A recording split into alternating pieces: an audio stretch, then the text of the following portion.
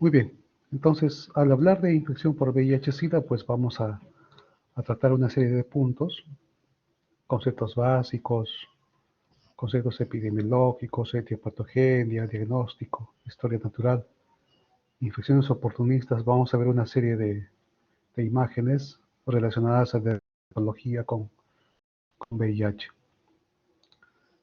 Entonces, para empezar, pues históricamente el VIH se ha iniciado en África, en la República del Congo. En el año 59 fue documentado el primer caso. Filogenéticamente el origen se dio en África Central en el año de 1930. En estos estudios genéticos se logró determinar que la infección se había originado más o menos en esos tiempos a raíz del virus simiano en los simios. Posteriormente, como ustedes ven ahí, el avance de, de esta pandemia inicia pues en Haití, después ya abarca lo que es América del Norte, Nueva York, New Jersey, Georgia y San Francisco. Y es así que en el año de 1981 se describen 5 casos de Pneumocystis jirovecii y 26 casos de sarcoma de Kaposi, ¿no? Todos asociados a lo que sería posteriormente el VIH. En el año 82 se determinó a esta enfermedad como síndrome de inmunodeficiencia adquirida bajo el término AIDS y se describió el primer contagio por transfusión sanguínea. En el año 83, pues se ha aislado en este retrovirus, se ha aislado en nódulos linfáticos y fue denominado el virus de la linfadenopatía. Ese mismo año, pues en Estados Unidos también lo denominan HTLV3. Tengan ustedes conocimiento que ya antes del VIH se había descubierto el HTLV1 y el HTLV2. Entonces el VIH lo denominaron HTLV3, que en el año 84 llegaron a una misma conclusión que con el virus de las linfadenopatías corresponde al mismo virus del VIH. Entonces el VIH pues tiene una capacidad carcinogénica y una capacidad de integrar por medio de su ADN intermediario. Entonces existen 3 grupos filogenéticos, el M, el O y el N. El M proviene porque es mayoritario, es la que se ve más en la pandemia de esta SIDA. El O porque es marginal o outliner o marginal, y se ven centenares de casos, principalmente en estos países de América Central como Camerún. Y el grupo N, que solo son casos aislados. El VIH tipo 2, que es menos lento, que solo se encuentra en África Occidental, en Portugal, en Angola, Mozambique e India. Son algunos de estos países que han reportado el VIH subtipo 2. Pero en nuestro continente americano, pues el VIH-1 es el que más predomina. Y dentro del VIH-1, pues existen 3 grupos. El MNIO, lo que ya hemos visto, y el grupo M es el que se subdivide en 11 subtipos, ¿no? Entonces, el origen del VIH pues tiene su transmisión particularmente zoonótica debido a primates no humanos. Entonces,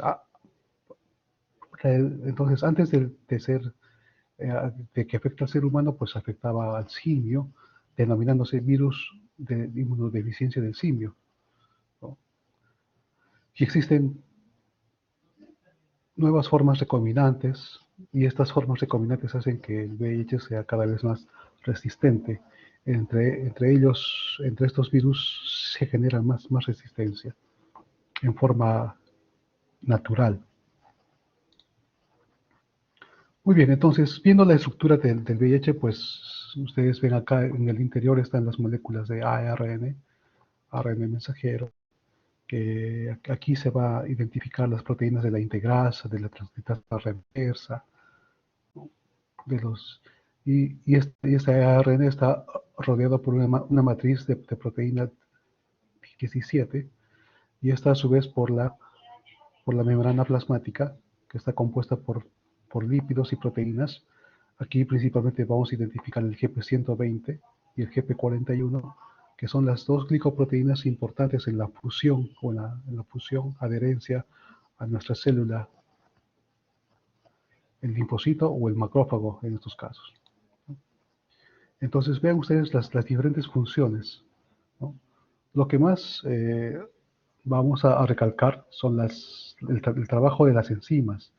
De las enzimas, por ejemplo, integrasa, la proteasa, las subunidades de la transcriptasa inversa, ¿no? Que son codificadas por esas proteínas estructurales tipo POL, ¿no? Que a las finales van a ser el sitio de acción de los medicamentos antirretrovirales. Por ejemplo, inhibidores de integrasa, inhibidores de proteasa, análogos nucleósidos y no nucleósidos de los, de los inhibidores de la transcriptasa reversa, ¿no?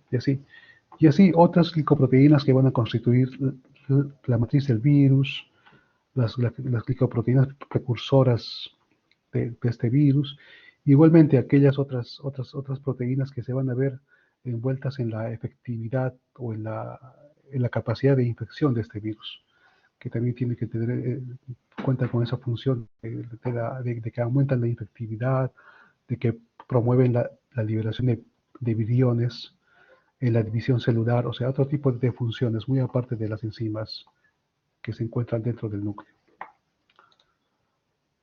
Entonces acá, para que ustedes vean de que las primeras células con las que la primera célula de contacto del VIH, si es que se da el contagio por vía sexual, ¿no? Vendría a ser el macrófago. El macrófago. Y posteriormente las células dendríticas. Y posteriormente, pues los linfocitos TCD4. Vean ustedes que de un 100% de linfocitos TCD4, en forma activa afecta a 1% de linfocitos CD4. Eso quiere decir que la replicación del virus se encuentra activa y es rápida y en forma continua en 1% de linfocitos. Eso quiere decir de que cada día al menos 1% de linfocitos TCD4 muere por un efecto citopático directo del VIH. Y también pues afecta a los monocitos macrófagos, a las células dendríticas, a las células de Langerhans. Y como es un virus neurotrófico que tiene bastante afinidad por las neuronas, pues también afecta a las células de la microglía. Y pues el sistema nervioso vendría a ser un santuario, como un órgano de reservorio del VIH. Y no solamente el sistema nervioso central, también los ganglios linfáticos, el bazo, el hígado, ¿no? Pero principalmente los ganglios linfáticos y el sistema nervioso central. Entonces, el VIH tiene un tropismo, una afinidad dual. Tiene correceptores, va a funcionar, se va a unir a las células diana, ya sea macrófagos, linfocitos T, a través de correceptores, en este caso el CCR5, o puede ser el CXCR4. Definitivamente tienen que haber estos correceptores para que haya la fusión y la entrada a la célula.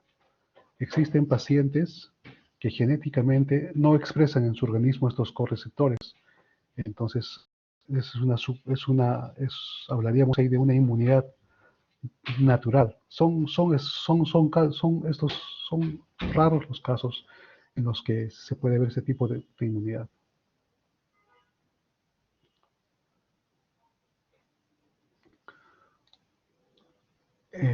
Entonces, al existir esta conjunción, esta conjunción de estas glicoproteínas GP120, GP41 con los correceptores, pues intracelularmente por señales intracelulares, pues existen una expresión de citoquinas, expresión de los correceptores del VIH, la actividad promotora larga, ¿no? Y así, y pues en 1% de linfocitos del linfo T se va a producir apoptosis, por ejemplo. El VIH, pues, es a medida que inicia la infección, pues, existe una alta carga de replicación viral. Hay una diversidad viral en el curso de la infección, una destrucción directa de los linfocitos TCD4. Entonces aquí vemos de que el mismo virus produce un efecto citopático directo, que hace que los linfocitos TCD4 disminuyan en sangre. Y otros mecanismos indirectos vendrían a ser la apoptosis inducida por partículas y proteínas virales como el GP120. Y en el curso de la respuesta inmunitaria, o sea, a través de los años, también hay una destrucción de CD4 infectados, destrucción de estas células, los linfocitos recubiertos por GP120, destrucción por citotoxicidad, destrucción por las células natural killer, y así. De esta forma, como lo que conocemos como que las defensas disminuyen progresivamente en un paciente que avanza hasta la etapa SIDA. Igualmente hay una inducción de energía linfocitaria, hay una interferencia con las vías de transducción linfocitaria, una interferencia con los mecanismos de presentación antigénica y pues un bloqueo a nivel central. ¿En dónde se producen los linfocitos T? En el timo, ¿no? En el timo, en médula ósea, y completan su maduración en ganglios linfáticos. Entonces, ahí también pues afecta el mismo virus como santuarios, ¿no? Y producen la disminución de estas células. Muy bien, entonces, algunas otras consideraciones inmunológicas. La enfermedad del VIH se mantiene activa durante todas las fases clínicas, desde una fase asintomática, una fase intermedia, hasta una fase de VIH-Sida. En su mayoría son asintomáticos, hay pacientes que van a venir sin síntomas, completamente asintomáticos. La población viral es de gran variabilidad. Una persona se va a contagiar de un virus VIH natural, como también se puede contagiar de un virus VIH resistente de otro paciente que a medida del tiempo ha hecho resistencia a este virus en su organismo.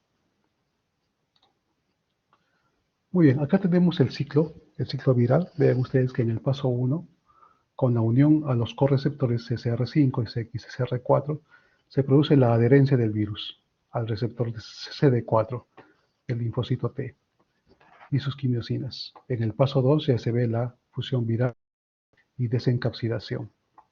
En el paso 3, la transcriptasa reversa hace una copia del ADN del ARN viral. Y en el paso 4 ya migran hacia el núcleo, el ADN se inserta, el ADN viral hablamos, se inserta en el ADN celular por la enzima integrasa. Y posteriormente se produce la transcripción y procesamiento del ARN viral. En el paso 5 ya hay síntesis de proteínas, y en el paso 6 pues ya se empiezan a producir los viriones, ¿no? Y se liberan viriones maduros. Entonces vean ustedes de que hay diferentes sitios de acción de los retrovirales. En los correceptores CCR5, CXR4, en las enzimas, en la enzima integrasa, hay inhibidores de integrasa. Aquí lo vamos a ver más claro. Hay inhibidores de integrasa, como vemos acá. Inhibidores de integrasa, inhibidores de proteasa, análogos de nucleócidos de transcriptasa reversa, no análogos de la transcriptasa reversa, inhibidores de fusión, antagonistas del CCR5. Entonces, tenemos actualmente todo un arsenal para controlar la enfermedad del VIH. No curar, sino controlar para que la carga viral sea cada vez más baja a medida que el paciente toma el tratamiento.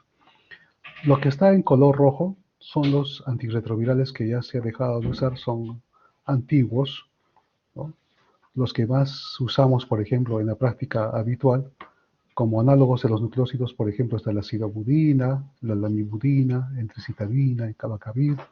Como no análogos están, por ejemplo, la nevirapina, el efavirenz, la etravirina, y así. Como inhibidores de proteasa tenemos aquí al lopinavir, atazanavir, dalbonavir. Como inhibidores de integrasa tenemos al raltegravir, dolutegravir, el vitegravir. Como inhibidores de fusión, al enfuvirtide y antagonistas de CR5, el maraviroc. Y así hay nuevos medicamentos que corresponden a inhibidores de integrasa. Y así, ¿no? Y así. Entonces, el tratamiento principal está compuesto por 3 tipos de medicamentos. Pueden ser un análogo nucleócido, un no análogo, pueden ser 2 análogos o un análogo, pueden ser 2 análogos y un inhibidor de proteasa. Así, por ejemplo. Más o menos para que ustedes vean cuál es el sitio de acción de estos antirretrovirales.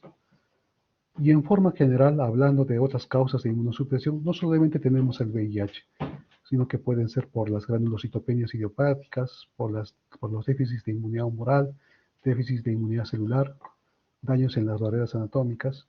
No solamente el SIDA va a producir disminución de los linfocitos TCD4 o inmunodepresión celular, sino también los linfomas, la desnutrición crónica, aquellos pacientes con trasplante de órganos, otros inmunodeprimidos, tratamiento crónico con esteroides, el EPOC, y así. Entonces, epidemiológicamente hablando, nuestro país para el año 2020 reporta casi 87.000 casos de VIH desde su inicio en los años, en la década de los 80. Y en Latinoamérica pues también se ve el ascenso de los casos de VIH. Esta es un reporte del Centro de Enfermedades Nacionales de nuestro país, del Centro Nacional de Epidemiología, y vean ustedes que para el 2020, pues lo que está en rojo son los casos de SIDA, y esta línea azul son los casos de VIH asintomáticos o en etapa intermedia, ¿no? Entonces vean ustedes cómo va el ascenso a través de los años, y pues en el 2020 recién se está reportando. Igualmente acá vean, en color azul pertenece al sexo masculino y en color rojo al sexo femenino, y la razón de hombre a mujer va, por ejemplo, para el año 2019, por 4 hombres había una mujer infectada, y en el año 2020 por cada 3 hombres una mujer infectada de VIH o de SIDA. Ese es en caso de SIDA. En caso de SIDA hay 3 hombres que llegan a SIDA, a diferencia de una mujer, ¿no?, que llega al estadio SIDA en el 2020. Y estos son otros en cuanto a las edades. Vean ustedes a los grupos etarios. De 25 a 29 años es el grupo etario más afectado. O también puede ser de 30 a 34 años, tanto en casos de VIH como en casos de SIDA, ¿no? Entonces, las formas de transmisión del VIH pueden ser por vía sexual, reportado por el CDC en un 98%, por vía parenteral de un 0.2% y por vía vertical, por transmisión vertical en 1.3%. Hay también algunos reportes por accidentes ocupacionales, por pinchazos de aguja o por cortes de bisturí. Acá vemos la sala situacional de VIH para el 2020 como Lima, Callao, Loreto, La Libertad, Arequipa, Ucayali, Piura, Ica son los principales departamentos que reportan los casos de VIH. Igualmente los casos de SIDA, que Lima concentran la mayor cantidad de casos de SIDA, al igual que el Callao, Loreto, Ica. Entonces, el VIH, pues, como ya bien lo sabemos, solo se va a transmitir de estas formas, por vía sexual, por el uso de drogas intravenosas, por uso de agujas, de madre a hijo de forma vertical. Entonces, aquí vemos un riesgo. Obviamente que existe un mayor riesgo si la transmisión se hace por transfusión sanguínea. Es decir, en aquellos pacientes o en aquellas personas que están en su tiempo de ventana, donde no se puede detectar el VIH. Entonces es de más alto riesgo, de 9.2 o de 9.250 por 10.000 exposiciones. Es más efectiva la transmisión por vía sanguínea en una transfusión. Pero la vía más frecuente es por vía sexual, ¿no? Entonces, el coito anal representa la vía más frecuente. Después tenemos al coito anal. Entonces, en personas que practican con sexo con su mismo sexo, es decir, hombres que tienen sexo con hombres, entonces el coito anal receptivo o insertivo pues tiene más riesgo de transmisión de VIH. Hablando exclusivamente de transmisión vertical, pues intraútero se produce un 10 a 15% de infección, en el parto 65 a 75%, y en la lactancia materna solo de 10 a 15%. A toda gestante se le va a recomendar que no puede dar de lactar por el riesgo de transmisión. Y vean ustedes que en el parto, pues, este es un cuadro donde nos explica que la tasa de transmisión va a ser mucho mayor en aquella madre que no toma tratamiento o que ha llegado muy tarde al diagnóstico, o que el diagnóstico de VIH se hace durante el parto. Entonces, a mayor carga viral, mayor es el riesgo de transmisión materna. A menor carga viral, menor es el riesgo de transmisión materna en el recién nacido. Entonces, esa es la comparación. Los factores de riesgo para transmisión intraparto, ¿no? Que la carga viral sea alta en sangre, en secreción materna, que haya una rotura prematura de membranas, ¿no? Un parto prematuro, infecciones genitales, ¿no? Si es que el parto se da por vía vaginal, ¿no? Coriamnionitis, intervenciones invasivas o pedir embarazo gemelar, son algunos factores de riesgo para infecciones verticales. Y hay otro grupo, muy aparte de las gestantes, otros grupos de pacientes en riesgo, ¿no? Por ejemplo, ahí tenemos a las personas con conducta sexual homosexual, bisexuales, usuarios de drogas, endovenosas, hemófilos o parejas sexuales de grupos de riesgo. Historia de infección de transmisión sexual, número de parejas sexuales, ¿no? Aproximadamente hay mayor riesgo de transmisión por VIH a mayor de 40 parejas sexuales. Entonces, igualmente la infección inusual es en sujetos sanos, en parejas conformadas, se puede decir. Hay un riesgo mínimo, pero existe. Los puntos clave en cuanto a grupos de riesgo es que en hombres que tienen sexo con hombres tienen 22 veces mayor riesgo de contraer VIH.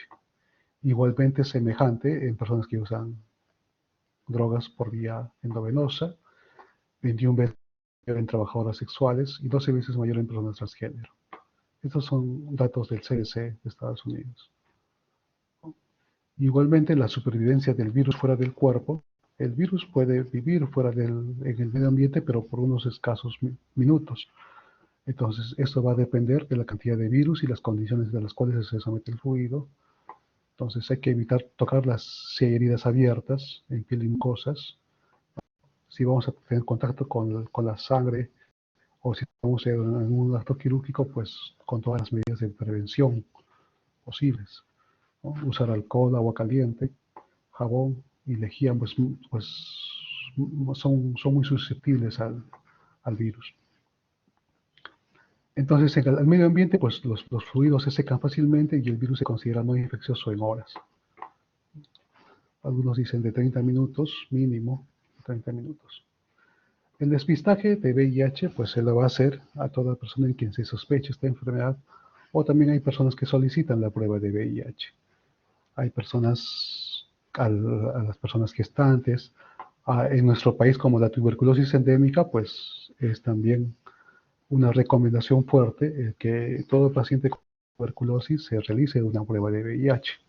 Herpes zóster en varones jóvenes, candidiasis vaginal refractaria o recurrente en mujeres jóvenes, diarrea crónica, baja de peso inexplicada en pacientes sexualmente activos, ¿no? Entonces, son situaciones en las que podemos pedir una prueba de ELISA VIH.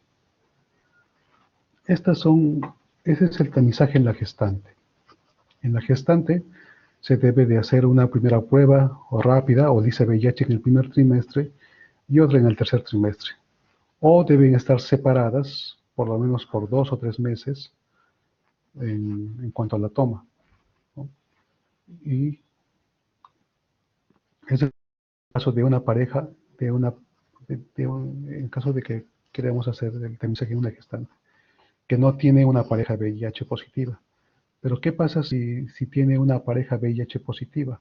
Pues a la gestante sí hay que hacerle más un seguimiento más estrecho. Un seguimiento más estrecho y controlarlas más cercanamente. Y la pareja cero discordante, que es en este caso la gestante o la pareja es VIH positiva, uno de los dos es positivo, a eso se llama cero discordante, ¿no? Entonces vamos a hacerle un seguimiento más estrecho también a a la pareja serodiscordante. El diagnóstico de VIH, pues tenemos pruebas rápidas, tenemos pruebas serológicas, como el ELISA, la quimioluminiscencia, las pruebas rápidas, el Western Immunoblot. La serología, esos exámenes serológicos son de poca ayuda cuando la infección recién está comenzando, en un síndrome retroviral agudo, por ejemplo. Y las pruebas virales vienen a ser la carga viral, el cultivo viral, el antígeno P24. Entonces vean acá cómo inicialmente acá hay un periodo de eclipse o un tiempo de ventana donde la infección se puede dar en el día 0 y pues el día 1, el día 2, el paciente pues o la persona desconoce que se ha infectado de VIH y recién al día 10 en promedio empieza la producción de virus en sangre, empieza la carga viral a incrementarse, ¿no? Entonces el ARN del VIH entre el día 20 y 30 empiezan ya a producirse los anticuerpos contra este virus, anticuerpos, ¿no? Y también, pues, aparte de los anticuerpos y la carga viral, también se detectan antígenos del VIH, en este caso el P24, que es un antígeno, ¿no? Entonces, hay exámenes de ELISA o quimioluminiscencia que nos ayudan a detectar los anticuerpos. Por ejemplo, el de primera generación detectaba los anticuerpos al día 60. Esto se daba más que todo en la década pasada, donde la detección del virus se hacía con más tiempo de periodo de ventana. Después, a medida que han salido nuevas generaciones de detección de anticuerpos, como el de segunda generación, que detectaba el anticuerpo a los 45 días, el de tercera generación entre el 20 y 30 días, y ya más antes el antígeno P24. Entonces, como que el virus, el diagnóstico se hacía más corto eh, en cuanto al VIH. Entonces, vean ustedes acá también, en los primeros días de enfermedad va a ser muy difícil aislar en las primeras semanas va a ser muy difícil aislar los anticuerpos. Más acá trabajamos con la carga viral y con los antígenos del VIH.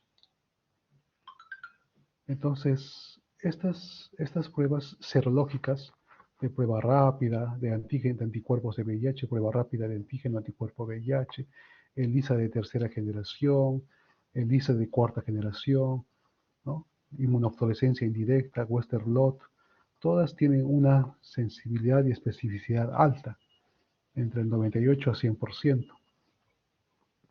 ¿Qué es lo que se hace, por ejemplo, en un establecimiento de salud periférico? Se hace una prueba rápida de VIH, ¿no? De antígenos anticuerpos.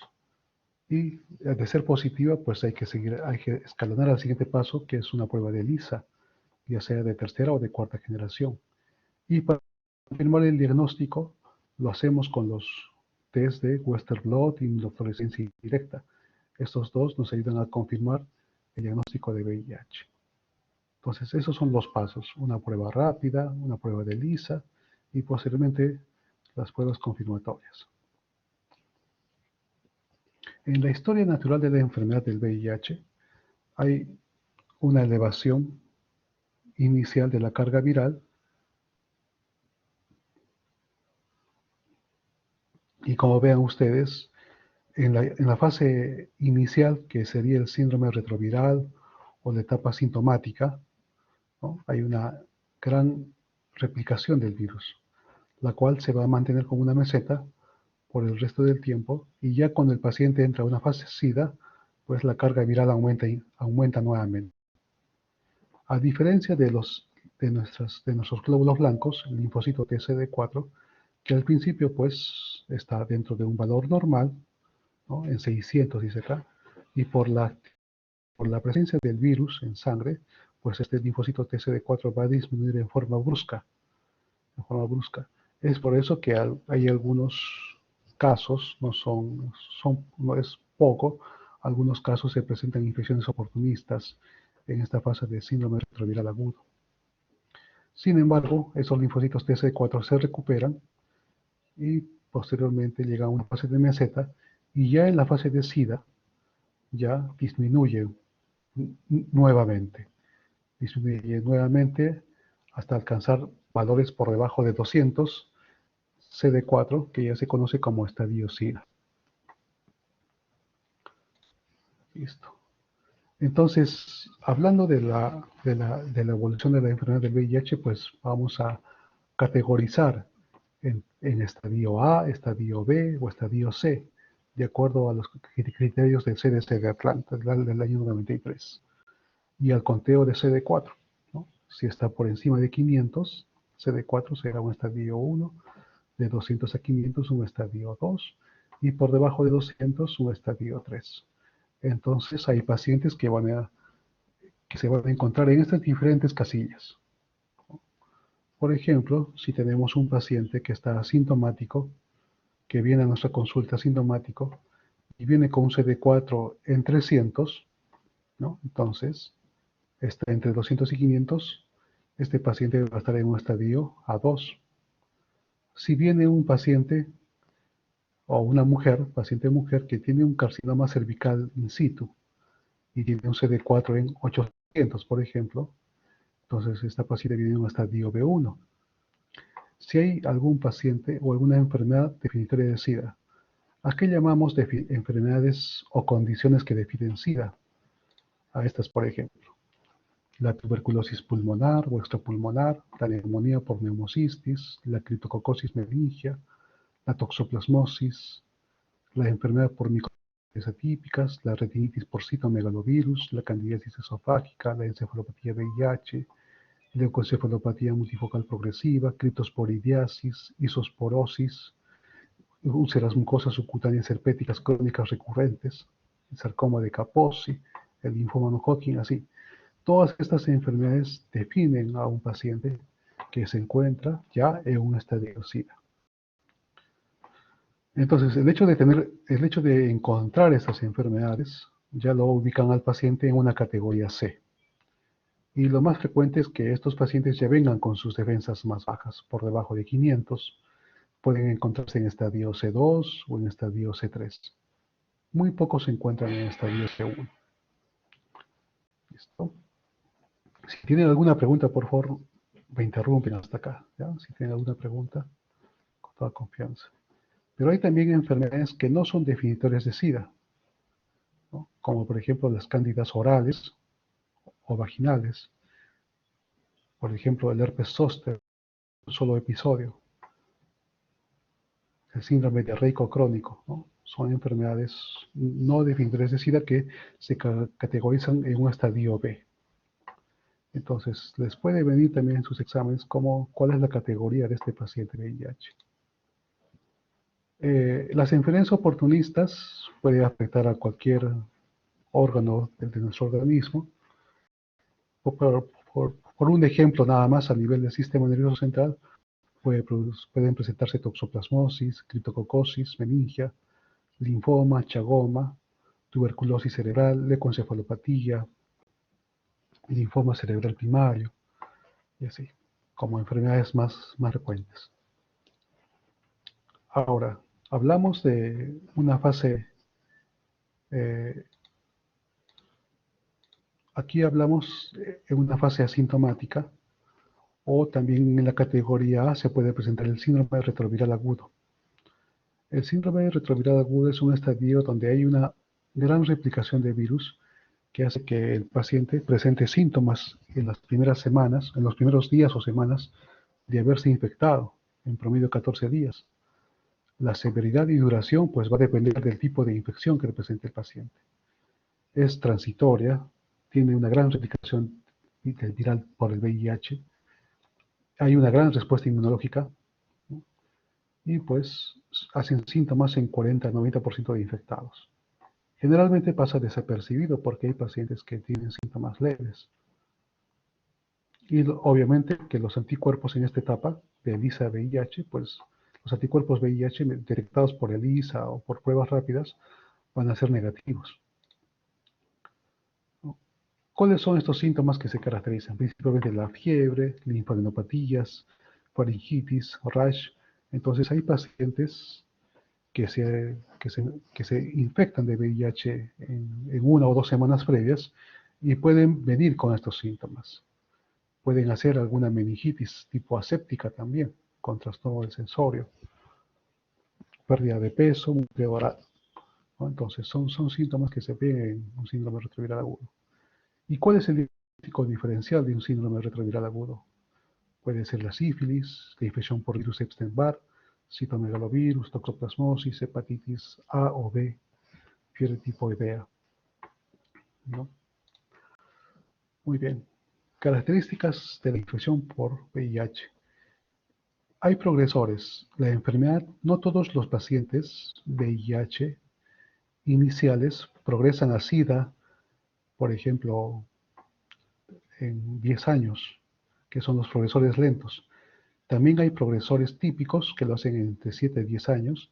Hay progresores rápidos que lo hacen en 3 o menos años, progresan rápidamente a SIDA. Como también hay pacientes que nunca van a ser SIDA y que están en un o mejor dicho, que es muy poco frecuente que hagan SIDA, ¿no? Y se mantengan la enfermedad controlada. Estos pacientes son no progresores a largo plazo, ¿no? Entonces, varía también de paciente a paciente la evolución hacia el estadio SIDA. Entonces, a continuación les tengo todos los exámenes que se debe de pedir en una fase, en un inicio de la infección, antes de iniciar el tratamiento antirretroviral, a los 3 meses, 6 meses, 9 meses, 12 meses, y así todos otros exámenes que se piden basalmente en un paciente VIH.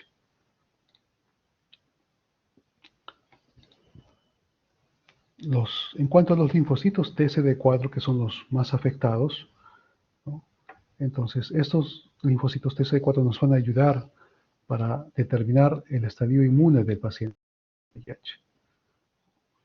Entonces, una respuesta adecuada, cuando el paciente ya inicia su tratamiento antirretroviral, ¿no? Se espera que al año por lo menos aumente de 100 a 150 células. Por ejemplo, el día de hoy vemos un paciente que viene con CD4 en 50 células y que tiene tuberculosis pulmonar. Obviamente ese paciente está en un estadio SIDA por su CD4 en 50. Entonces, este paciente inicia tratamiento para TBC, inicia tratamiento para VIH, y esperemos que en un año por lo menos haya aumentado entre 100 a 150 células. Entonces, estos exámenes de linfocitos TCD4 se pueden hacer cada 3-4 meses al principio, y cuando ya el paciente esté más controlado, se puede hacer en forma anual. La carga viral igualmente, hay que tomar una carga viral antes de iniciar el tratamiento antirretroviral. Entonces, ¿cuál es la respuesta óptima? Que de cada 6 meses, después del tratamiento antirretroviral, el paciente ya logre controlar la enfermedad con menos de 50 copias por mililitro de carga viral. Muy bien, a continuación les voy a presentar una serie de casos clínicos. Si hay alguna pregunta, por favor, levanten la mano o si no, escriban en el chat. El caso clínico 1, por ejemplo, corresponde a un varón de 34 años que acude a emergencia porque no moviliza un hemicuerpo derecho. En otras palabras, tiene hemiparesia o hemiplegia derecha. Es un paciente VIH que está sin tratamiento y tampoco toma profilaxis, ¿no? Entonces acá nos dice cuál sería la conducta a seguir. Este es un fondo de ojo donde se ve una afección macular extensa y esta es la tomografía cerebral, donde podemos ver lesiones que captan contraste, que son lesiones en anillo, con edema vasogénico alrededor. Entonces, cuando ustedes estén en emergencia o haciendo sus prácticas, aquel paciente VIH nuevo o aquel paciente VIH que no toma su tratamiento y que venga con una focalización en mi cuerpo derecho, pues obviamente vamos a sospechar de una lesión intracerebral. Y esas lesiones intracerebrales más frecuentes pueden darse por toxoplasmosis. Acá están las otras imágenes, como son lesiones captadoras en anillo a nivel cerebral. Entonces, la toxoplasmosis es una infección oportunista que afecta a los pacientes que tienen menos de 200 células CD4 y con mayor riesgo en aquellas que tienen menos de 50 células. Principalmente afecta el sistema nervioso central y la clínica pues da síntomas de aumento de presión intracraneal, náuseas, vómitos, como hipertensión intracraneal y focalización, puede tener hemiparesia o hemiplegia. El tratamiento se hace con sulfas, como ustedes ven acá, con sulfamethoxazol, trimethoprim. Acá hay otro caso, un caso clínico 2, un paciente joven también de 34 años. Ustedes tienen que fijarse bien en el tiempo de enfermedad, porque el tiempo de enfermedad nos va a ayudar a determinar si este caso es agudo, subagudo o crónico. Y de acuerdo al tiempo de enfermedad, pues también hay ciertos agentes etiológicos frecuentes. Por ejemplo, este es el caso de un joven perdón, que tiene 3 semanas, que viene por náuseas, cefalea intensa, vómitos y debilidad de miembros inferiores. Entonces, obviamente tiene un cuadro neurológico. Es VIH, es paciente VIH, es nuevo. Entonces, ¿cuál es el diagnóstico probable? El diagnóstico probable principalmente va a ser neurológico, ¿no? ¿Qué procedimiento hay que realizarle? Podemos realizarle una punción lumbar, ya que vemos acá que el ataque cerebral no hay desviación de línea media o no hay ninguna lesión intracerebral, como en el caso anterior, que sí estaría contraindicado la punción lumbar. En este caso no. ¿Qué exámenes hay que pedirle al paciente que la muestra que se va a obtener? Pues hay que hacerle unos estudios para tuberculosis, estudios para criptococo, ¿no? Entonces, son 3 semanas de enfermedad, ya es un cuadro neurológico subagudo. Podemos hablar de una meningitis subaguda. Entonces, en la punción lumbar, vean ustedes que se encuentra glucosa baja, se encuentran leucocitos, se encuentran proteínas ligeramente elevadas. Entonces, todo apunta a que sea un cuadro de meningitis o de meningoencefalitis. Pero, ¿cuál sería el agente etiológico? En este paciente de VIH, pues habría que estudiar los casos de tuberculosis, bacterias como listeria o criptococcus neoformas, ¿no? Y que en este caso ha salido positivo para criptococcus neoformas. Entonces, la criptococosis pues, es una enfermedad sistémica que puede afectar principalmente al sistema nervioso central. ¿Listo? Y es otra patología frecuente en los pacientes VIH nuevos o sin tratamiento. Los hemocultivos son positivos en un 50-70%. Lo que ustedes ven acá en la imagen es el antígeno LSR para criptococo, que se hace por... Lo que ustedes ven que en la imagen es la tinta china, la coloración con tinta china, que es positiva 60-80% de casos. ¿Qué más? La presentación usual es una meningitis subaguda caracterizada por fiebre, dolor de cabeza y malestar general. En un paciente con un recuento CD4 menor a 100 células. El tratamiento se hace con anfotericina, con fluconazol. ¿Listo? Ahora frente al caso clínico 3. Es otro paciente también VIH nuevo, sin tratamiento antirretroviral, que viene por 4 semanas de tos. Expectoración escasa, fiebre. El paciente llega con distrés respiratorio. Se le toma un ABA evidenciándose hipoxemia severa. Entonces, vean ustedes que también de acuerdo al tiempo de enfermedad son 4 semanas. Entonces, ya hablamos de algo más subagudo crónico. Y en un paciente VIH y en nuestro país que es endémico de tuberculosis, pues hay que sospechar de esta enfermedad.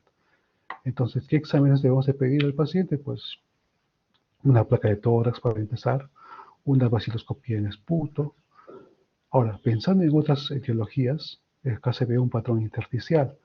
Entonces, las neumonías atípicas que ustedes ahora han revisado pueden darse también por virus o por bacterias atípicas o por neumocistis. La neumocistis girovesi es una enfermedad frecuente en pacientes VIH que puede producir un patrón intersticial. Entonces, ¿qué tratamiento habría que dar al paciente? Sulfas también.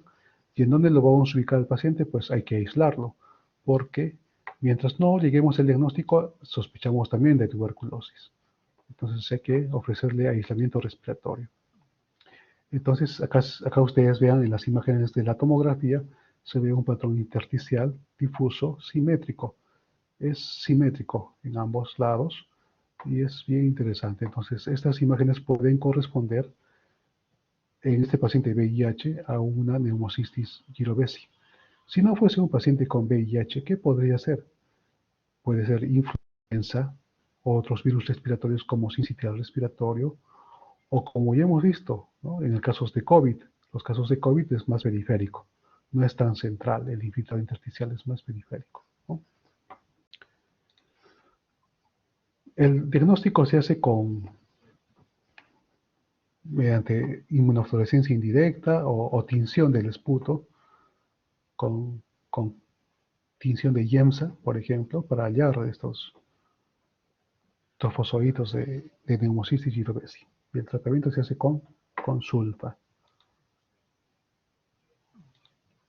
Muy bien. Acá el caso clínico 4, que se trata de un varón de 22 años que acude por presentar deshidratación severa. Al hacer la historia clínica se obtiene la historia de diarrea crónica de 2 meses de evolución. Consunción, baja de peso y debilidad generalizada. Entonces vean ustedes que también hay pacientes que vienen con diarrea crónica y es frecuente ver este tipo de pacientes. ¿Qué patógeno sospecharía en el paciente? ¿Qué medicación le daría el paciente? Entonces hay casos, VIH-Sida, ¿no? Con diarrea crónica, donde hay que sospechar de otro tipo de parásitos. Por ejemplo, la Isospora belli,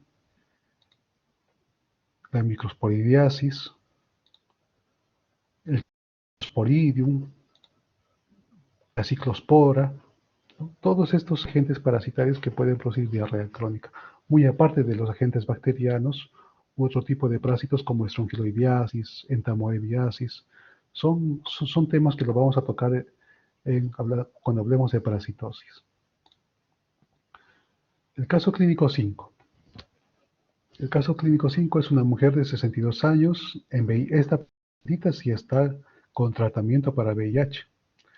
Recibe abacavir, lamivudina, abacavir que es un análogo de la transcriptasa reversa, la lamivudina que también es un análogo de la transcriptasa reversa, y la nevirapina que es un no análogo de la transcriptasa reversa. Entonces son 3 medicamentos que son la base del tratamiento para VIH. Entonces, esta pacientita fue diagnosticada en el año 2016. Fíjense que ahí tenía 104 células de CD4 y el conteo viral estaba en 23.000 copias. Entonces, esta paciente fue diagnosticada en estadio SIDA y se inicia el tratamiento con esto. Sin embargo, en el año 2020, en diciembre del 2020, 4 años después de su tratamiento, el cual la paciente lo tomaba ya irregularmente, no tenía una buena adherencia, ¿no?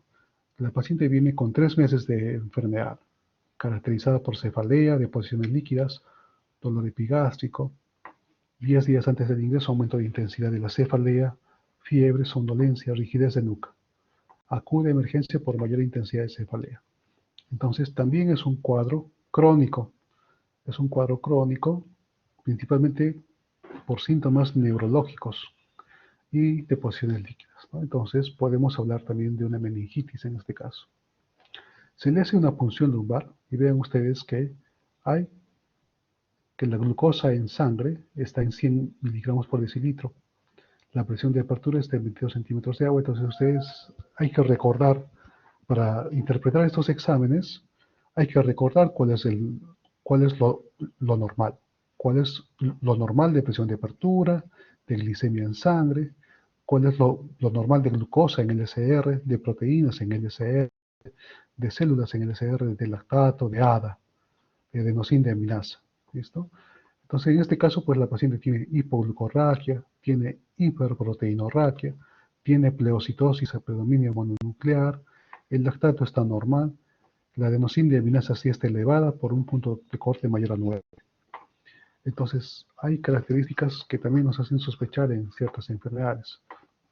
Aquí se le hizo test de criptococosis, tinta china, criptolátex negativo, el examen de cultivo para gérmenes negativo, la vaciloscopía directa en LSR para tuberculosis negativo. Hasta se le hizo un GeneXpert negativo. El cultivo sí está pendiente para micobacterias. Entonces, des en cuenta de que las características del LSR nos pueden llevar a un diagnóstico, no etiológico, pero ya más cercano, ¿no? Entonces, puede tratarse de tuberculosis, puede tratarse de criptococosis. Sin embargo, a pesar de que el GeneXpert fue negativo, a esta pacientita se le ha tratado como una tuberculosis del sistema nervioso central, a pesar que el GeneXpert fue negativo. ¿Listo? Entonces el tratamiento se hace con isoniazida, ethambutol, piracinamida y rifampicina en segunda fase. Igualmente se usa corticoides en casos de meningitis del sistema nervioso central. Entonces ya para terminar, vamos a ver unas imágenes de dermatología. Este es, este es un caso representativo de cómo el VIH se ha logrado curar. Este es el paciente de Ver, que ha sido declarado libre de enfermedad tras 11 años después de un trasplante de médula ósea, ¿no? El paciente tenía un linfoma, una leucemia mieloide aguda, ¿no?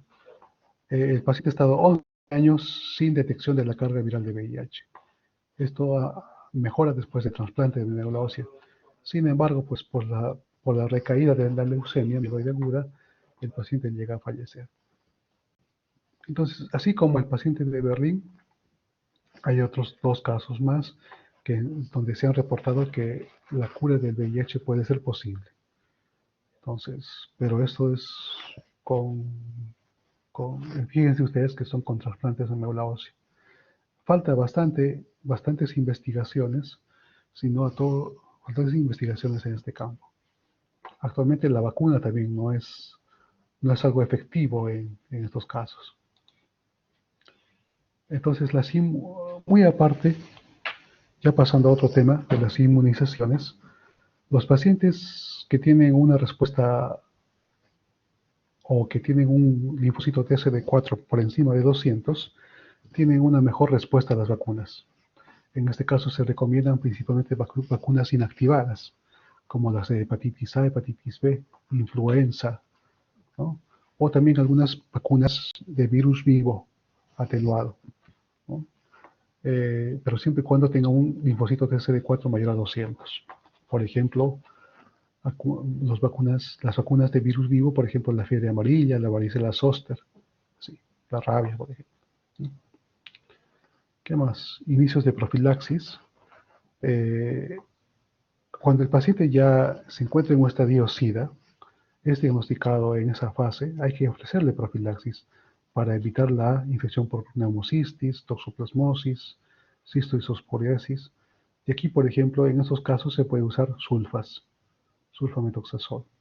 En caso de citomegalovirus, hay otros agentes antivirales, como por ejemplo el valganciclovir. En Cryptococcus, por ejemplo, el fluconazol, y así. Estas son imágenes de herpes recurrente, de herpes simple, que afecta tanto labios, mucosa, llegando a producir úlceras, no solamente en la boca, sino también en genitales, o un herpes diseminado, ¿no? Como ven ahí en la imagen.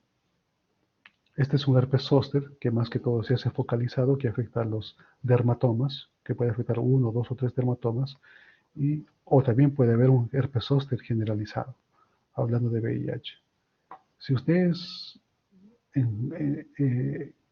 atienden a un paciente con herpes zóster joven, entonces obviamente hay que buscarle o hacerle su prueba de VIH.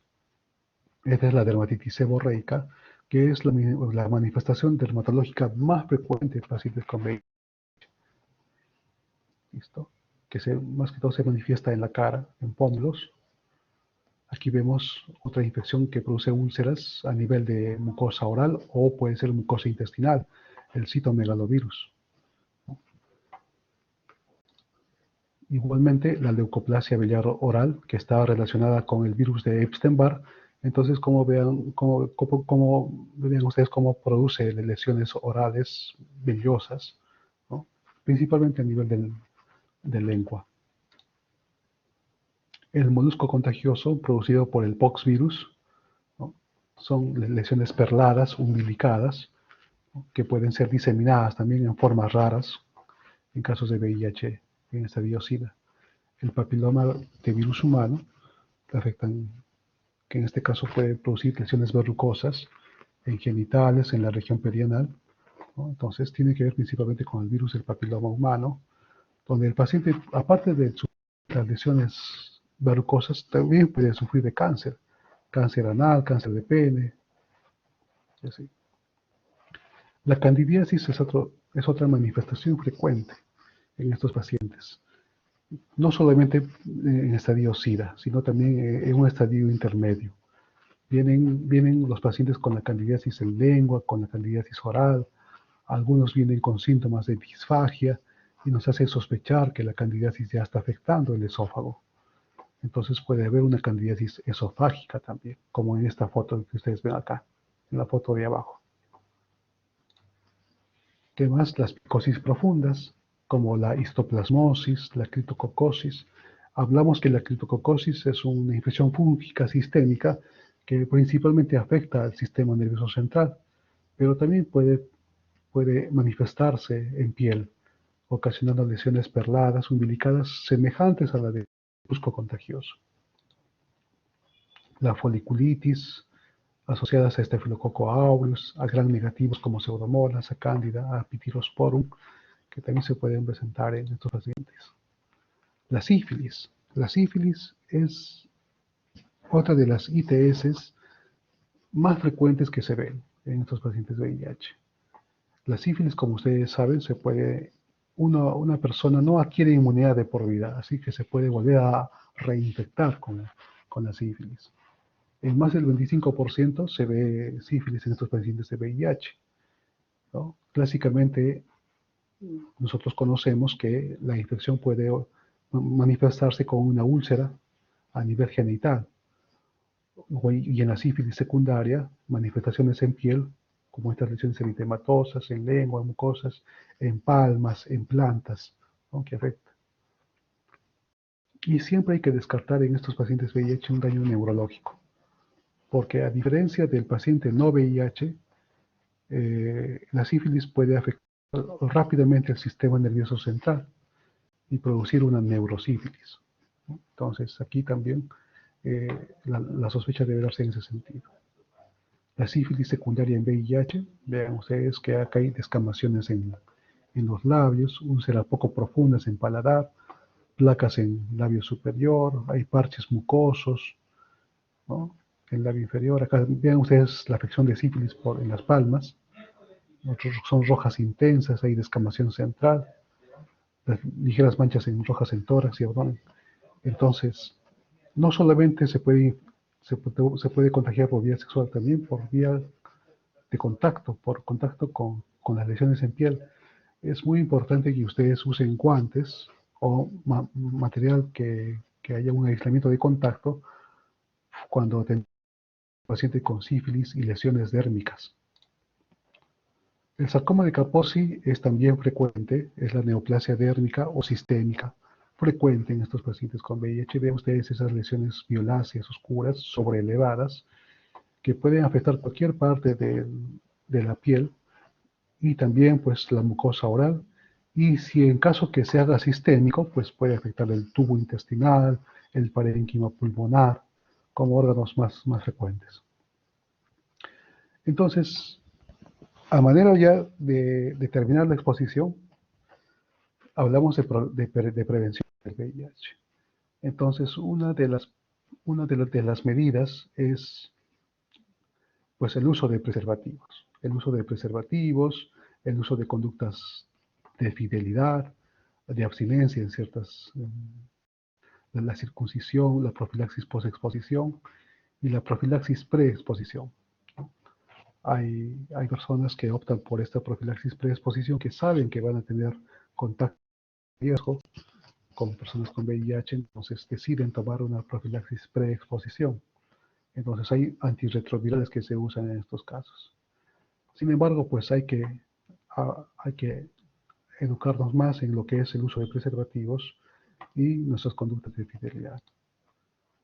La prevención combinada basada en evidencias, en prevención preexposición, antes de tener el contacto de riesgo, ¿no? Pues obviamente que es mucho mejor usar preservativos. La circuncisión, hay que evitar las ITS, no solamente las ITS. Y aquellos pacientes que tienen VIH, pues, y que toman su tratamiento, pues, y que toman su tratamiento responsablemente, es una forma de evitar también la propagación del VIH.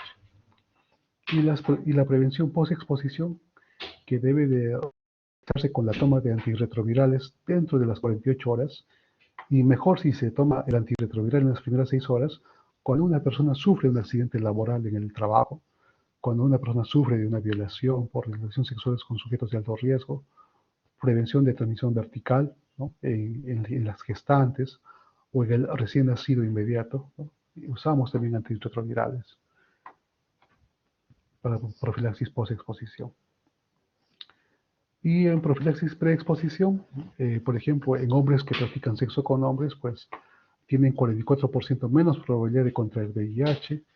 En parejas discordantes donde una de ellas es VIH y la otra no, hay 75% menos de probabilidad de infectarse, un 90% menos de infectarse en aquellos que toman rigurosamente la profilaxis antirretroviral.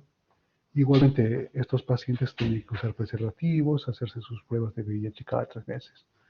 Y como profilaxis preexposición se puede usar la tenofovir citabina, que son 2 a de la transcriptasa reversa.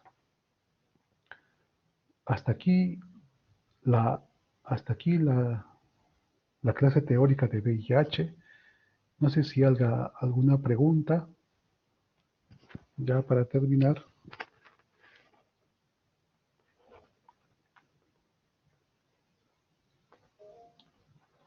Jacqueline, te escucho. Sí, doctor, buenas tardes. Doctor, con respecto a la fiebre, ¿tiene cierta característica? O sea, ¿es intermitente, es recurrente? ¿Cuánto tiempo dura? Y más que todo eso quería preguntar. La fiebre, la fiebre se puede presentar también en el síndrome retroviral agudo, ¿no? Entonces, puede ser continua, diaria, en este síndrome retroviral agudo que se puede presentar a partir de la segunda semana de verse infectado del VIH, ¿no? En ese contexto. Ahora, en un paciente VIH-Sida, la fiebre ya va a tener como causa alguna infección oportunista, ¿no? Ya sea tuberculosis, ya sea criptococosis, ya sea neumocistis, ¿no? Y la fiebre pues va a variar, ¿no? En caso de tuberculosis puede darse en forma nocturna o vespertina, ¿no? Entonces es variable, es variable de acuerdo al estadio en que se encuentre el paciente. En un estadio inicial donde puede presentar síndrome retroviral agudo o en un estadio SIDA. Entonces la fiebre es variable. ¿Alguna otra pregunta más? Sí, Félix, te escucho. Doctor, disculpe, ¿se daría antirretrovirales a pacientes que hayan tenido contacto directo con, o sea, pacientes con VIH positivo? Claro, es una de las medidas que se debe hacer, ¿no? Por ejemplo, lamentablemente pues hay situaciones donde ocurren violencia o violaciones, entonces esa persona fuente puede tener VIH. Entonces, para evitar la infección, uno tiene que tomar inmediatamente una profilaxis con antirretrovirales también. O también en el trabajo, por ejemplo, en el trabajo como personal médico que somos, ¿no? Nos podemos contagiar al hacer una sutura, al colocar un inyectable. Entonces, al producirse un accidente ocupacional, inmediatamente debemos de acudir para iniciar la profilaxis post-exposición en estos pacientes. Doctor, ¿y por cuánto tiempo, disculpe? La profilaxis post-exposición se toma por 8 días, siempre y cuando tengamos la certeza que es un paciente de VIH o un paciente de fuente desconocida. son 28 días. Aquí Rafael me pregunta sobre la pastilla preexposición, conocida como PrEP. ¿Se puede dividir en qué casos y qué tanta efectividad tiene? Estamos hablando que los pacientes que tienen parejas o las personas que son parejas cero discordantes, donde uno tiene VIH y el otro no, pues es una indicación para que pueda tomar preexposición. O en aquellas reuniones de hombres que tienen sexo con hombres y que saben que se van a tener un contacto de riesgo sexual, pues también toman pastillas preexposición, ¿no? Entonces, ¿y cuál es la efectividad que tiene? Pues alrededor de un 90-95%. No es un 100% de efectividad, es por eso que se recomienda el uso de preservativos, a pesar de la profilaxis post-exposición. Preexposición, perdón, a pesar de la profilaxis preexposición.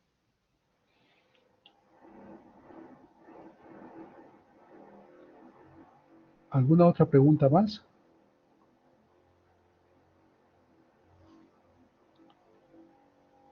Muy bien, entonces les agradezco su atención. A Diego acá. Diego Antonio pregunta, ¿después de cuánto tiempo de las conductas... ¿Dónde está Diego?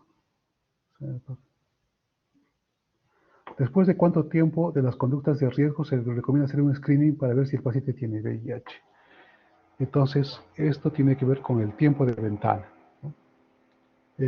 Actualmente los exámenes para detectar los anticuerpos de VIH se han acortado más. Los exámenes de cuarta generación como los ELISAs o quimioluminiscencias han acortado el tiempo de 2 a 3 semanas. Entonces, si yo tengo un contacto sexual de riesgo el día de hoy y sé que he podido infectarme de VIH, a las 2 o 3 semanas ya me podría hacer un ELISA o quimioluminiscencia de cuarta generación. Eso es hablando específicamente en cuanto a los anticuerpos. Pero también hay otro examen que me ayuda a ver los antígenos del VIH. El antígeno P24, por ejemplo, se puede detectar en sangre a partir alrededor de la segunda semana, entre el día 10-14 días. Entonces ahí ya puedo saber si me he contagiado o no de VIH. Ahora, hay otras pruebas como la carga viral de VIH. Entonces las cargas virales de VIH se pueden detectar a los 10 días, 7, 10 días, pero es de un acceso más difícil. Entonces, la población en general tiene acceso más fácil a las pruebas de antígenos y a las pruebas de anticuerpos. Entonces, entre 2 a 3 semanas, uno ya puede hacerse la prueba y detectar si se ha contagiado o no de VIH. Hay una pregunta más, pero no la puedo leer. Nieves pregunta, con respecto a las condiciones definitorias de SIDA, ¿se requiere solo una o más? Sí, solo se requiere una sola enfermedad para definir como SIDA. Hay pacientes VIH en estadio avanzado que acuden, por ejemplo, con una criptococosis meningia y solo tienen criptococosis meningia. Entonces, ese paciente ya se cataloga como SIDA. Y hay también pacientes que vienen con más de 2 infecciones oportunistas. Por ejemplo, tienen criptococosis meningia más un sarcoma de Kaposi, o tienen neumocistis más candidiasis esofágica, o tienen tuberculosis más un sífilis, neurosífilis, por ejemplo, ¿no? Y así. Entonces, solo es necesario que tenga una sola enfermedad oportunista o una infección oportunista para declararlo como SIDA. Otra de sus compañeras me preguntó, logré leer a las justas que la profilaxis preexposición, sí, las personas trabajadoras sexuales también es recomendable que puedan tomar profilaxis preexposición porque ellas saben que se van a someter que se van a tener contacto sexual de riesgo, ¿no? Entonces, obviamente con las medidas de prevención como los métodos de barrera, como los preservativos.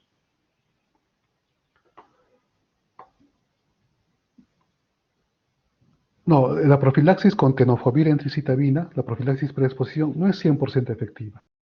Ya hay estudios donde hay inclusive otro medicamento que se llama el Bictegravir, que es un inhibidor de integrasa, que es un inyectable, que tiene una mejor eficacia que el tratamiento con tenofovir entricitabina. Entonces, hay riesgo. No les puedo decir de que se van a proteger al 100%, no. Tienen un 90 o 95% de protección el uso de profilaxis preexposición.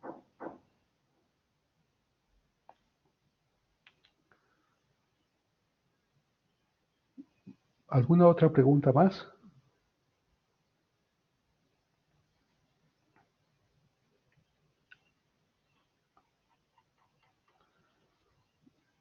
Muy bien, entonces, no habiendo más preguntas, eso sería todo. Les agradezco su participación y nos estamos viendo en la clase de parasitosis en una próxima oportunidad. Hasta luego. Buenas tardes.